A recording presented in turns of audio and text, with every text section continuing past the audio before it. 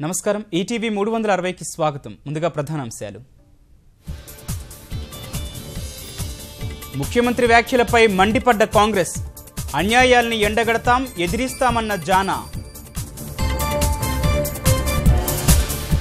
పాలనా దక్షత చూసే కాంగ్రెస్కి ఓర్వలేనితనం, పదవీ వ్యామోహంతో మరింత పలుచన కావద్దన్న తెరాస. సులభతర వాణిజ్యంలో హైదరాబాద్ దేశానికి ఆదర్శం, రక్షణ రంగ సంస్థలకు రాజధాని కేంద్రంగా మారిందన్న కేటీఆర్. కాల్పుల నాటక సూత్రధారి విక్రమ్ గౌడ్కు 14 రోజుల రిమాండ్, కేసు తీవ్రత దృష్ట్యా బెయిల్ పిటిషన్ తిరస్కరణ. 6 ఏళ్లకే 63 కేజీల బరువుతో బతుకు భారం, సాయం కోసం కన్నవారి ఎదురుచూపులు.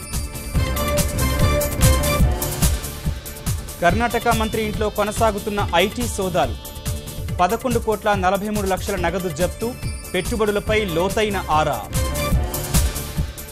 అగ్రరాజ్యంలో ప్రతిభ ఆధారిత వీసాల చట్టానికి ట్రంప్ సమ్మతి, ఉన్నత విద్యావంతులు సాంకేతికతకే పెద్దపీట.